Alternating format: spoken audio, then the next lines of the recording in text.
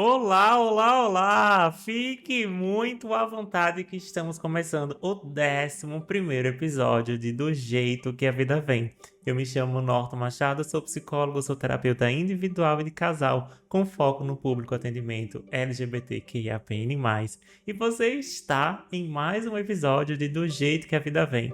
Esse espaço em que você se sente como se estivesse acabado de chegar na casa de um amigo que você entra pela porta da cozinha, enquanto um prato delicioso está sendo preparado para vocês. E nesse momento eu quero que você se sinta chegando aqui comigo, fique à vontade, não tenho pretensão de me colocar em um lugar de superioridade em relação a você, e só de a gente poder conversar a vida como ela é e do jeito que ela vem. Então bora para mais um?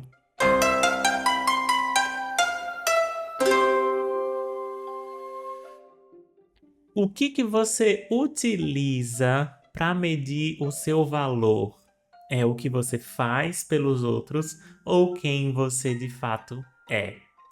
Essa foi uma pergunta que veio norteando e ela foi se repetindo, durante o atendimento de algumas pessoas, porque a gente vive um mundo muito cruel e um mundo que está quase sempre procurando alguma coisa para nos medir, nos avaliar e nos classificar. E, no geral, os números podem ser esses lugares de adoecimento, porque, no fim das contas, o número ele é somente um número.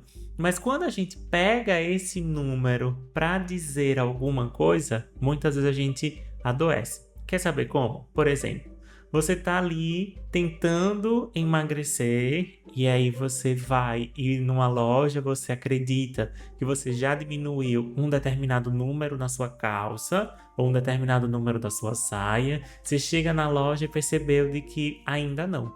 Então parece que todo aquele esforço que você fez, toda a disciplina que você teve, tudo aquilo que você precisou abrir mão, não serviu de nada porque o número não encaixou. Você queria estar utilizando, 46 e vai continuar utilizando 48. E você acaba sofrendo pelo número. Ou às vezes você até emagreceu, mas ficava melhor, ficava mais confortável um número maior. E aí você sofre. Às vezes você ia fazer uma determinada compra e saiu por um valor diferente daquilo que você precisava pagar, ou você não imaginava alguns custos e você sofre pelo número. A gente, enquanto produtor de conteúdo, mas estou falando mais da minha experiência, então, fui entendendo o lugar do número como esse lugar adoecedor, e eu preciso confessar para vocês de que, às vezes, ele me pega um pouquinho mais porque os números, eles são muito cruéis, no fim das contas, Era disso que eu tava falando, não tem outra palavra para definir, porque se eu for classificar o tamanho do esforço do que eu faço para que isso venha repercutir em números, eu sei de que isso é muito desestimulante. E o que eu faço para lidar melhor com isso é ignorar o fator número e começar a lembrar de que são pessoas. Eu estou tendo uma oportunidade gigante de poder conversar com você, de ter você aqui comigo, de poder aproveitar da sua companhia, de saber de que hoje é segunda-feira e você veio para este canal para acompanhar, para saber o que eu tenho para te dizer. Só que se eu for ficar pegando apenas um número para medir o meu valor, para medir o que eu sou bom, provavelmente eu vou sofrer. Só que se você não é um produtor ou uma produtora de conteúdo, mas ainda assim a gente pode entender de que a sua eficiência muitas vezes é muito mais celebrada ou desejada, e quando você não é tão eficiente assim, quando você não é o melhor naquilo que você faz, pode ser que isso acabe te levando para um lugar de sofrimento também. Então isso foi um assunto que eu queria falar nesse episódio, para a gente conversar sobre isso, do que a gente entende por suficiência. Porque quando se é uma pessoa LGBT, desde muito cedo, desde muito jovem, e nos momentos que a gente está começando a entender o mundo, e que muitas vezes as outras pessoas estão dizendo para nós que existe algo de errado em nós, até que a gente comece a entender de que isso que é errado em nós tem muito mais a ver da forma como o mundo está concebido, com os preconceitos que o mundo tem, do que com a forma como a gente vive a nossa vida, os nossos desejos, as nossas intimidades, especialmente em uma idade de que a gente não está vivendo essa parte relacional ou afetivo-sexual ainda, Quando eu falo sobre a nossa infância, por exemplo, mas desde lá já tem uma marca de que a gente precisa ser muito bom, precisa ser excelente. Tanto é de que existe uma teoria que fala sobre isso, que é quando a gente desenvolve uma hipercompensação. E isso é até um outro sinônimo, né, que é a hipercompetência. Então, quando se é uma pessoa LGBT, a gente é estimulado, mas é muito mais na verdade, porque é uma moeda que a gente é mais facilmente aceito quando a gente é excelente. Então não basta ser um bom aluno, não existe o médio. A forma de ser médio é muito mais vista como negativa, como ruim, porque o que é muito mais desejado é a excelência, é a perfeição, porque de alguma forma é isso que acabam nos estimulando a sermos excelentes para que a gente continue a pertencer. É nesse mecanismo de compensação, por isso que a gente atribui esse fato dessa hipercompensação, porque parece que nessa hipercompensação a gente ganha o status de pertencimento àquele determinado grupo. Então essa é uma teoria muito significativa que fala sobre o nosso estresse de minorias. E o que é esse estresse de minoria? Você pode estar se perguntando agora. É uma carga de estresse a mais que nós, enquanto pessoas LGBT, sofremos a respeito do estresse comum que já existe no mundo. E essa hipercompensação, ela vem com uma ilusão, ela é falsa. Ela nos diz de que em algum momento a gente vai ser aceito, a gente vai ser incluído, a gente vai ser valorizado por sermos muito competentes. Só que essa não é uma realidade exclusiva apenas das pessoas LGBT, claro. Existe ainda esse modus operandi na nossa sociedade, especialmente na nossa sociedade neoliberal, em que a gente valoriza muito mais a produção, de uma forma de quanto mais você tiver, mais acesso você vai ter, ou mais coisas você vai ganhar, ou até mais amado, mais desejado, mais querido você vai ser, enquanto na prática a gente já sabe que a coisa não é tão bem assim. E a gente vai entendendo que a gente precisa compensar alguma coisa, e se a gente está precisando compensar alguma coisa, porque tem alguma coisa que está em débito. Então, por exemplo, se você é uma pessoa que vive se cobrando, a pergunta que eu queria te fazer agora é: mas você está devendo o quê? Você está devendo o quê? A quem? E que moeda? Vamos pensar um pouquinho juntos sobre isso? Porque quando você diz eu me cobro muito, e eu escuto muitas pessoas aqui no consultório falando sobre que elas se cobram muito. Ah, é porque eu tô me cobrando sempre, eu sempre vivo me cobrando. Aí eu pergunto, mas quanta dívida é essa que você tá fazendo? E aí, a partir disso, eu quero te deixar com essa pergunta. O que seria essa dívida, Norton? Vou te ajudar. A dívida é muitas vezes quando a gente promete uma coisa pela troca dessa outra coisa. Então, se eu quero obter determinado produto, ele tem um preço e eu me comprometo a pagar aquele preço para ter aquele produto, né? Na nossa negociação, é mais ou menos assim que funciona. Então, na nossa dívida é quando eu me comprometo a pagar um preço por alguma coisa e não consigo pagá-lo. Então, eu tenho uma dívida. Porque se eu pago, eu sou adimplente, né? Eu estou quite com aquilo. Aquilo que eu prometi foi aquilo que eu cumpri. Então, quando eu estou prometendo e eu estou me cobrando muito, que tipo de promessa você tem feito, ou você tem feito para você mesmo, e que você não está conseguindo cumprir? E se você não está conseguindo cumprir, é por conta de quê? Tá prometendo demais? E aí não está conseguindo cumprir porque a meta é muito alta? Ou você achava que tinha uma habilidade que você não tem? Porque muitas vezes o que trava o nosso processo também de criar coisas é porque ou a gente acha que a gente é muito melhor daquilo que a gente de fato é e nunca se coloca à prova, porque isso de alguma maneira nos protege enquanto ego, ou a gente é muito pior daquilo do que a gente de fato é quando a gente começa a fazer a coisa e a gente não quer passar por essa experiência de reconhecimento de que somos ruins em alguma coisa. Então você fica sempre se cobrando, mas você não tem um valor para essa cobrança. Você está se cobrando porque está se comprometendo a fazer o quê? Você está se prometendo e você está querendo ser visto como? Ou você está tentando impressionar quem para conseguir o quê? Então você está se prometendo e você está se comprometendo e você está se endividando, por isso que está na conta dessa autocobrança excessiva, porque de alguma forma você prometeu uma imagem que não existe para você, Você prometer uma imagem, uma vida, uma realidade para outra pessoa, ou você está tentando impressionar alguém? E acho que é importante que você consiga chegar a esse ou a esses nomes, para que essa dívida comece a ter um formato melhor de ser paga. Se a gente reconhecer se realmente tem uma dívida e como que deverá ser feito esse pagamento. É claro que eu não estou falando que é uma dívida de banco, né? Uma dívida de que você vai precisar assumir uma parcela. Acho que você já deve ter entendido que não é disso, mas o nível de comprometimento emocional que está envolvido nesse processo é importante que você venha a conhecer e a reconhecer também. Você está tentando impressionar alguém para tentar compensar alguma coisa? Você acha que, se você for muito bom, se você for excelente, te dá uma garantia de pertencimento? E aí, se você vai pertencer, obrigatoriamente, automaticamente, você não vai ser excluído por alguma outra coisa, por algum outro fator?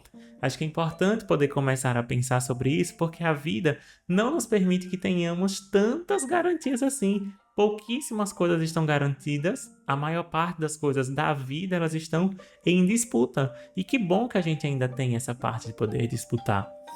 Para isso, a gente chegar até responder a pergunta que abre esse episódio, que é: você entendeu de que você vai pertencer porque você é útil? E realmente a sua utilidade é a melhor coisa que você tem a oferecer nas suas relações e não quem você é? Então acho que esse é um ponto importante para a gente poder também se conhecer. Porque eu já estive muito nesse lugar de que o que me restava era muita cobrança externa e muito mais ainda de uma cobrança interna para que eu conseguisse corresponder a algumas expectativas. Algumas delas eram desconhecidas para mim mesmo, eu não sabia exatamente quais eram as expectativas que tinham sobre mim, mas eu tinha indícios. E olha como eles eram esses indícios. Esses indícios eram uma coisa assim: eu nunca conheci ninguém que faça isso melhor do que você. Ah, você é uma pessoa que faz isso com tanta facilidade que eu acho que você é a melhor pessoa para continuar fazendo isso. Ou às vezes, em determinadas situações, quando diziam: peça a Norton, ele sempre pode te ajudar. Ele sabe fazer isso, ele faz isso tão bem, ele faz isso tão rápido. Então percebe de que existe um gostinho de elogio nessa fala, mas ao mesmo tempo tem um enquadramento e uma cobrança alta, e uma cobrança, uma exigência, um reconhecimento de um nível elevado. Então parece que nesse momento, quando essa pessoa me reconhece nessa competência, ela também espera de que eu consiga manter esse nível de competência, esse nível de excelência, e pode ser de que eu não tenha mais do que aquilo para dar, ou que me custou muito fazer aquilo uma vez, duas vezes, e não fosse algo que eu precisava fazer sempre. Até que em um outro momento eu cheguei a ouvir também de: se você não fizer isso desse jeito, alguma coisa, uma consequência viria a seguir. Então era uma perda de ponto na faculdade, por exemplo, era uma perda de função em um determinados locais de trabalho, em que a minha experiência, a minha inteligência, a minha desenvoltura era muito explorada, muito desejada. Então tinha uma certa ameaça de perda nessa performance. E hoje, estando adulto, passando por um processo de psicoterapia também, eu fui entendendo de que tinha as projeções da outra pessoa e o desejo de exploração também, porque ela queria o meu estado de excelência, porque era uma excelência de que custaria menos do que contratar uma pessoa muito mais experiente, né? Uma pessoa que pudesse ser um sênior em um desenvolvimento e que custava mais barato comigo, estando nesse lugar de sempre reconhecendo, sempre esse elogio que vai comprometendo a outra pessoa a continuar sendo muito boa, enquanto eu não sabia exatamente o que eu era enquanto pessoa que poderia agradar, agregar naquele ambiente. E é importantíssimo a gente poder diferenciar no nosso trabalho do que no nosso ambiente social. Mas às vezes isso acontece também quando a gente acaba se comprometendo muito mais da nossa disponibilidade, da nossa atenção, do nosso afeto, da nossa compreensão para os ambientes sociais, para nossas amizades, quando na verdade às vezes essas amizades estão exigindo muito da gente, que às vezes é controlar o nosso corpo, controlar a nossa risada, controlar o nosso afeto, controlar a maneira como a gente gesticula. Porque isso é algo que parece que precisa de um controle do outro, que a outra pessoa vai se apropriando disso, de uma forma de que a gente tenha essa garantia de continuar pertencendo a esse grupo. Só que no fim das contas, custa muito caro ter que pagar esse preço, que é deixar de ser quem nós somos para continuar pertencendo a um grupo, a um ambiente, e que a gente não se sente tão bem assim. E eu entendi que essa chave mudou mesmo quando eu comecei a ter relações que não eram relações comerciais e que eram as relações de que as pessoas gostavam de mim pura e simplesmente por ser quem eu sou, que riam da minha risada, que gostam da minha risada alta, que gostam de me ver gesticulando, falando, né? Como vocês percebem aqui no vídeo, como eu gesticulo, como eu falo, como eu me sinto livre. Quando eu decidi vir para o YouTube também, ou para o Spotify, para que as pessoas pudessem de fato me verem, de fato me conhecerem. Porque isso também tem uma experiência curativa em mim, que é me colocar na possibilidade das pessoas gostarem de mim pelo que eu sou. E isso é uma característica de que muitas vezes é negada para nós enquanto LGBT, porque a gente aprende a ficar bom em se esconder, a gente aprende a ficar bom em disfarçar, a gente aprende a ficar bom em negar quem nós somos. Só que eu nunca fui bom nisso, por mais que eu tenha me esforçado para fazer isso durante muitos anos da minha vida, mas eu percebi que eu só perdi tempo, só perdi energia e que a coisa ficou muito melhor quando eu comecei a me mostrar quem eu sou. Porque isso também serviu de filtro. A partir do momento de que eu rio alto, e a maneira como eu rio é alta, a minha gargalhada ela preenche o ambiente, e tem alguém que se incomoda, automaticamente é uma pessoa de que eu não quero estar perto. Porque abrir mão da minha risada vai custar muito de mim.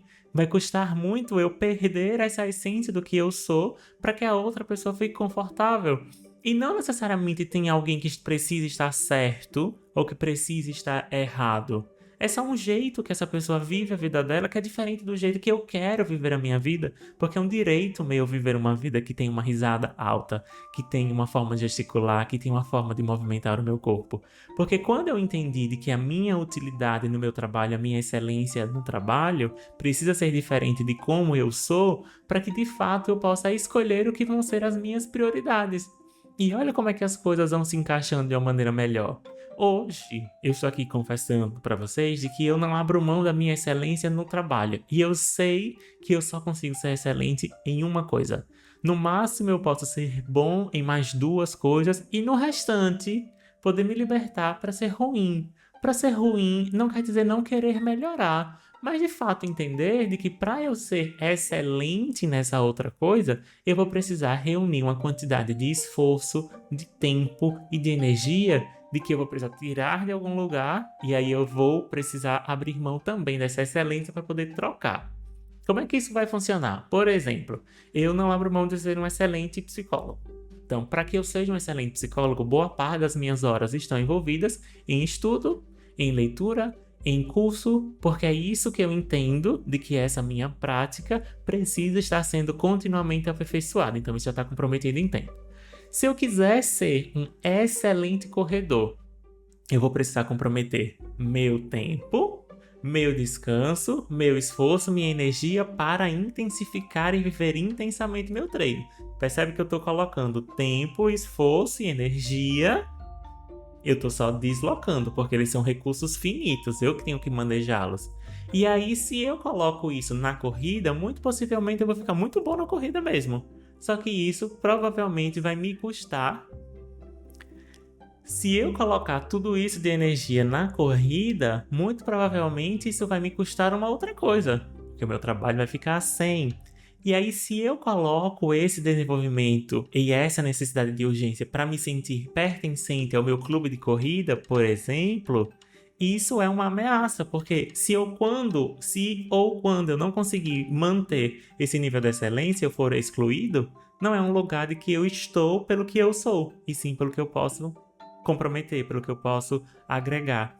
Percebe essa diferença? Então, sei lá, porque se eu associo a excelência como a garantia de pertencer aos lugares, eu acabo intuitivamente colocando de que se eu não for excelente, eu tô com uma chancela de poder ser excluído desse espaço. E não é isso que eu quero acreditar para mim, porque seria de muita crueldade eu acabar me colocando nesse espaço, acabar me colocando nesse lugar. Então, à medida que eu quero ser excelente em alguma coisa, porque essa coisa é o como eu trabalho, é como eu quero impactar o mundo, nas outras coisas eu aceito ser mediano e continuar frequentando e pertencendo aos lugares, sabendo, como muitas vezes eu já coloquei aqui, não vai arrancar um pedaço meu. Eu não me torno uma pessoa pior se eu estou correndo mais lento, por exemplo, ou se eu pedalo de uma maneira mais lenta, que não é a melhor, que não é a maneira mais excelente. Me colocar voluntariamente nesse espaço de aprender a nadar sendo adulto, que esse é um lugar também muito precioso, estar no lugar de aprendiz. Eu tenho feito as pazes com esse lugar de ser aprendiz também, porque isso representa uma cura de tudo aquilo que eu fui ferido por essa exigência da excelência, que foi uma marca muito forte da minha infância e também da minha adolescência, do início da minha vida adulta, porque de alguma maneira eu era muito mais valorizado por aquilo que eu produzia, pela pessoa que eu era, mais ou menos, mas pela pessoa que eu tinha o poder de agregar, muito mais. E aí, quando eu me liberto disso, eu ocupo um outro lugar que é poder escolher esses espaços. E é isso que eu quero que você possa fazer também. Que você possa aprender a diferenciar a sua utilidade das suas virtudes, das suas qualidades, apreciar muito mais quem você é, a maneira como você faz as coisas, o seu jeito de ser no mundo, como algo que seja muito mais valioso do que aquilo que você produz. Porque quem você é provavelmente é uma situação, provavelmente é algo de que você consegue manter e sustentar durante muito mais tempo. Mas aquilo que você produz, não, porque você pode produzir mais ou que você pode produzir menos. E aí encontrar essa suficiência em você mesmo. Encontrar muito mais esse poder de manter as coisas, sustentar as coisas e seguir fazendo as coisas por você mesmo e não só por medir números, conquistas, carros ou coisas que você pode perder. Porque você também pode se perder muito tentando conquistar o espaço, o amor, a admiração de outras pessoas e isso acabar te violentando e fazendo você ficar refém dos seus próprios muros e das suas próprias grades.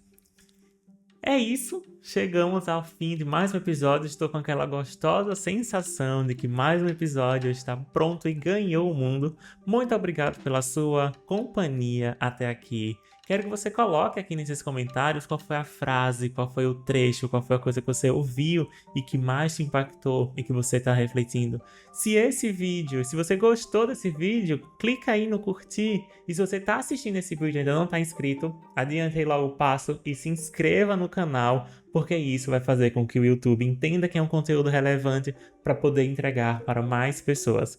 Então eu fico por aqui agora e eu te aguardo na próxima segunda-feira com mais um Do Jeito que a Vida Vem. Um beijo e tchau!